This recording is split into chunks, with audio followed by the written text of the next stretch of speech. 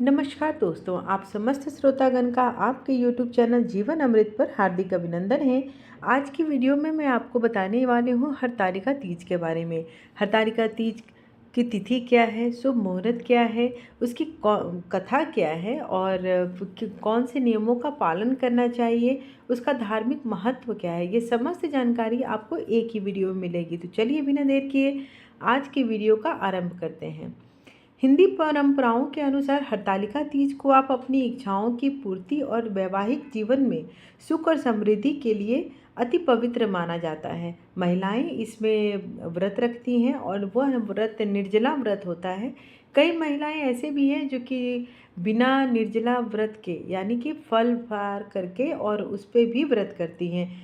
यह व्रत जो है केवल केवल उत्तरी भारत में बल्कि देश के दक्षिणी हिस्से में भी बहुत ही प्रचलित है। हरतालिका तीज को बहुत ही भक्ति और उत्साह के साथ महिलाएं मनाती हैं।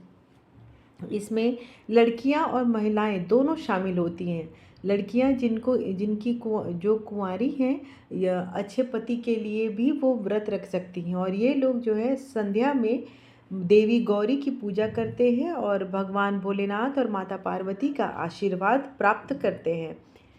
जैसा कि आप जानते हैं, हरतालिका शब्द दो अलग अलग शब्दों से बना है, हरत और आलिका। हरत का मतलब होता है अपहरण और आलिका का अर्थ होता है एक महिला मित्र या उसकी सखी कह सकते हैं। हरतालिका शब्द होने के पीछे भी एक बहुत ही अनोखी कहानी है। देवी पार्वती बहुत छोटी उम्र से ही भगवान शिव की पूजा करती थी।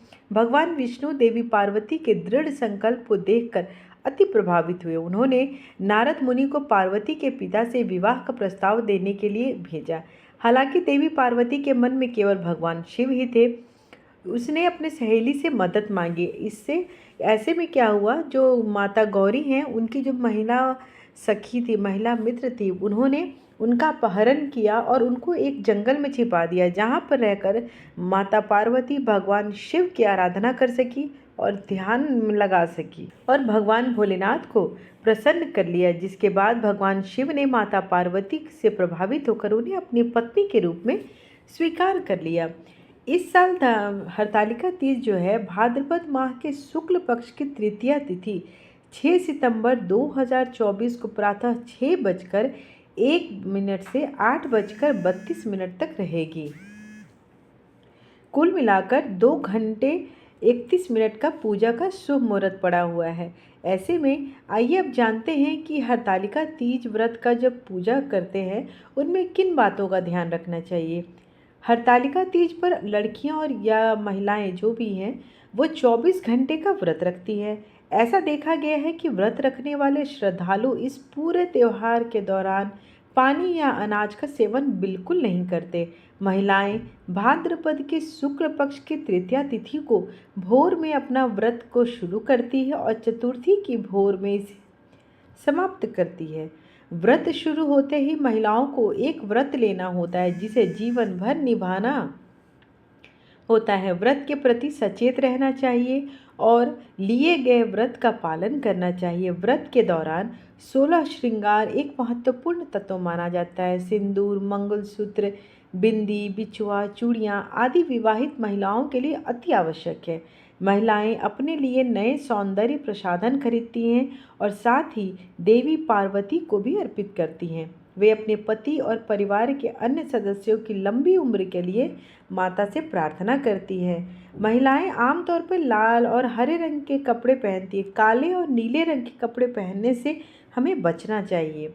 तो आइए अब बताते हैं कि हरतालिका तीज के दिन की पूजन विधि क्या है। महिलाएं सुबह जल्दी स्नान करना चाहिए। महिलाएं लाल और हरे रंग के कपड़े पहनती हैं और 16 श्रृंगार करती हैं। हरतालिका व्रत और पूजा शुरू करने के पहले व्रत या संकल्प लेना चाहिए। घर के मंदिर के एक चबूतरे पर या वेदी पर भगवान गणेश, भगवान शिव और माता पार्वती की मूर्ति को स्थापित करें और आप उसके बाद पूजन करें। हरतालिका पूजा करते समय हरतालिका पूजन का किताब भी आता है जो कि आप ला सकते हैं मार्केट से और कथा श्रवण कर सकते हैं या फिर आप किसी पंडित के द्वारा भी इसे करा सकते हैं। सबसे पहले भगवान गणेश, भगवान शिव और देवी पार्वती की पूजा करें। अब पूजा स्थल को केले के पत्तों और फूलों से सजाएं और मूर्तियों के माथे पर कुमकुम लगाएं। भगवान शिव और देवी पार्वती की षोडशोपचार पूजा करें।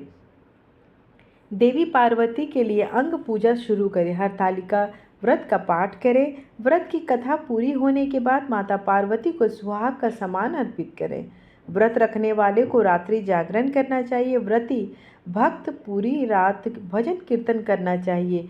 वे विवाहित महिलाओं को दान कर्म और अगली सुबह उसे खाने पीने की चीज़ें श्रृंगार करने, ये सारी चीज़ों का ध्यान रखना चाहिए। आप सभी भक्तजनों को अगर आज की वीडियो अच्छी लगी हो, लाभप्रद लगा हो, तो चैनल को सब्सक्राइब बिल्कुल करें ताकि मेरे आने वाले वीडियोज़ की नोटिफिकेशंस आपको पहले मिल सके। धन्यवाद।